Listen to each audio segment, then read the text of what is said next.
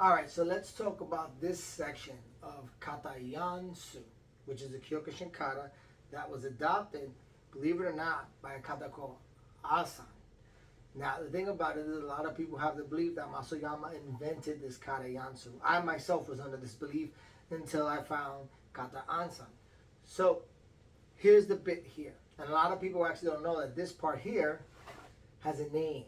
It's the same technique as in Seiyuchin here, and you turn and come this way. This is called kasabi uke. It's a wedge block here.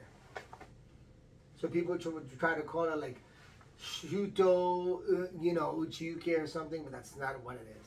So it's here, boom, right?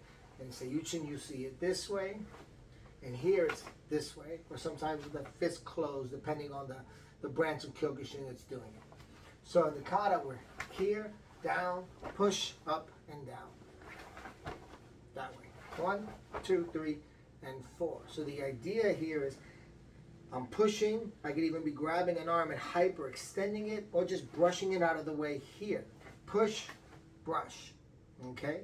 So 1, 2. Hand is in this position. Elbow is locked here like you're serving a platter. Thumb is tucked in. Not like this, but here. Boom. Once I come under, I pull back, push down. Fingertips should be pointing out. So you shouldn't be like this. We should be here. This is the shote uke. Under here, koken, shuto. Just like in tensho. Same motion. So 1, 2, 3, 4. 1, 2, 3, 4. Other side would be 1, 2, 3, 4. 1, 2, 3, 4. So that's the movement there. A lot of demos you'll see Masuyama do this movement. And a lot of demos when you see him performing, he actually doesn't do any kicks. He's throwing a lot of hand techniques. He favored them because of his build and because he liked to fight inside. Although his art taught a lot of kicks, he himself wasn't big on them. So anytime you see him do a demo, it was usually kata tensho he would do because he would avoid him having to throw all these kicks. So we're here, down, up, and here.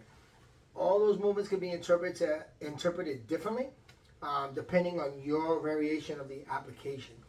But for me, I have my own variations that you can use. There are so many. You can use them as a sequence or you can use them by themselves, right? All right, so now what I'm going to do is I'm going to show the application in its sequence.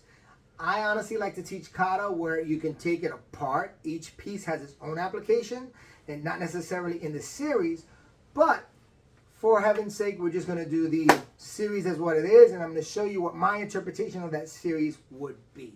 So it's 1, 2, 3, and 4. So the idea is that hook comes into a cross, push, hit, and into the face.